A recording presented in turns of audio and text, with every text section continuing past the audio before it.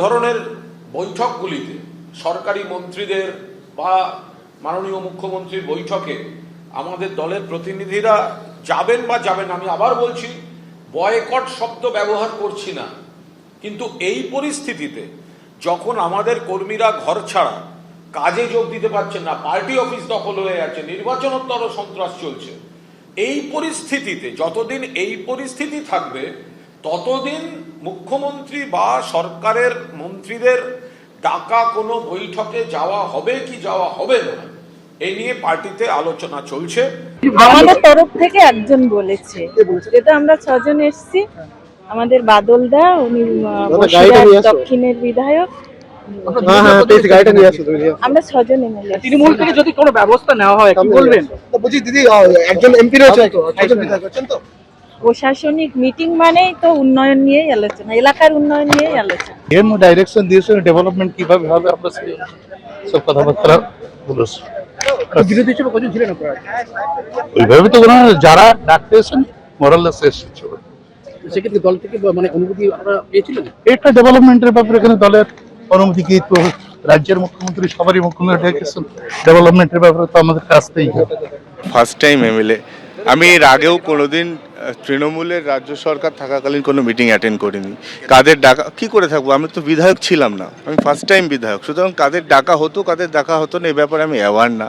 First time MLA হয়েছি, call পেয়েছি, ডাক পেয়েছি, এলাকার ডেভেলপমেন্ট করতে হবে, দেগঙ্গা প্রান্তিক গ্রামীণ এলাকা মানুষের জন্য কাজ করতে হবে, তার জন্য আমি দায়বদ্ধ। মানুষ জিতিয়েছে, রাজ্য সরকারের কাছ থেকে সেই কাজের আর্জি রাখবো, নিশ্চিতভাবে রাখবো, সেই জন্য এই মিটিংয়ে আসা। আর দলের কাছ থেকে দল কোনো বিরোধের জায়গায় নেই, দল তো আমাদের কোনো ইনস্ট্রাকশন দেয়নি, নিশ্চিতভাবে কোনো ইনস্ট্রাকশন নেই। কারণ আপনাদের প্রাক্তন মুখ্যমন্ত্রী বলছেন যে তিনি এই জয়টা মানেনি না, সেই ক্ষেত্রে এই সরকার মানে গতকাল দেখুন, আমি আবারও বলছি, আমি আমার এলাকার মানুষের প্রতি দায়বদ্ধ, এলাকার মানুষের জন্য ডেভেলপমেন্ট করতে দায়বদ্ধ। তারা আমাকে যে জিতিয়েছে তাদের জন্য আমায় কাজ করতে হবে, নিশ্চিতভাবে সেই কাজ করার জন্য যা সরকার, যে রাজ্য সরকার আছে সেই রাজ্য সরকারের কাছ থেকে আমাদের সহযোগিতা নিয়ে এলাকার ডেভেলপমেন্ট করতে হবে।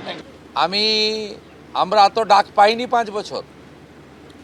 আমি প্রথম দিন থেকেই বলেছিলাম প্রশাসনিক মিটিংয়ে আমরা সব এমএলএদের ডাকবো আর বিশেষ বিশেষ এমপিদের ডাকবো। আজকে বিশেষ বিশেষ এমপিদের মধ্যে বারাসাতের এমপিকে আমরা বিশেষ বিশেষভাবে ডেকেছিলাম, এসছেন উনি। আর আমাদের দলের এমপিদের আমরা ডাকছি সব জায়গায়, কারণ আমাদের এমপিদেরকে বিডিওরা পর্যন্ত, ওসিরা পর্যন্ত তাদের ফোন ধরতেন না। এই সিস্টেম তো ঠিক না। আমরা এখানে বলেছি আইপিএস আইএসরা জানেন যে কোনো নির্বাচিত প্রতিনিধিকে যদি অনার না দেন, কীভাবে অনার দেবেন সেটাও স্টেট ক্যাডার এবং ন্যাশনাল ক্যাডারে বলা আছে। এগুলো আমরা এখানে করেছি, বলেছি। এবং আজকে এখানে বসিরহাটের অনেক অপোজিশনের এমএলএরাও যুক্ত হয়েছিলেন, তাদের মধ্যে একজনকে বলার সুযোগও আমরা দিয়েছি।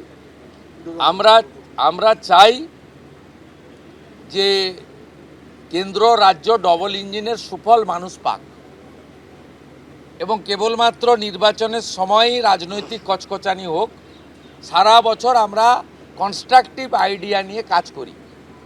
আজকের বৈঠকে মুখ্যমন্ত্রী শুভেন্দু অধিকারী তিনি বলেন বিশেষ বিশেষ এমপিদের ডাকবো। তাকে যখন জিজ্ঞাসা করা হয় যে বিশেষ বিশেষ এমপি বলতে তিনি ঠিক কি বোঝাচ্ছেন, তিনি বলছেন তারা সেই বিশেষ বিশেষ এমপি যারা বলছেন অনেকদিন পরে সত্যি কথা, যারা বলছেন আপনারা আমাদের স্বাধীনতা এনে দিয়েছেন।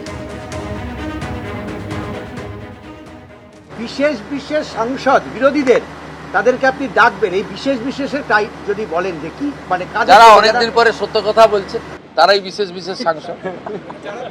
যারা বলছেন যে আপনারা আমাদের স্বাধীনতা পাইয়ে দিয়েছেন, যারা বলছেন যে এর কোনো ভবিষ্যৎ নেই, ফলতাতে যে চতুর্থ হয়েছে সে আর এক তো দূরের কথা, দুয়েই আসতে পারবে না, সামনে ভবিষ্যৎ দেখতে পাচ্ছে। আপনার কাছে প্রস্তুত এই তালিকা তৈরি আছে বিশেষ বিশেষ সাংসদের? না, আমি বলবো না, আপনারাই তো দেখাচ্ছেন। আমি তো আপনাদের চ্যানেলেই দেখছিলাম বারাসাতের সাংসদ কি বলছেন।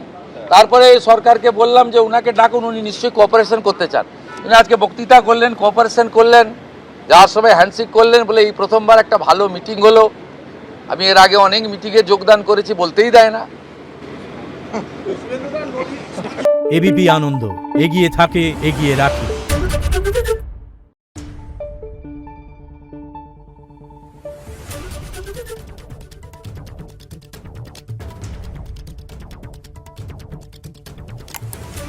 নিউজ।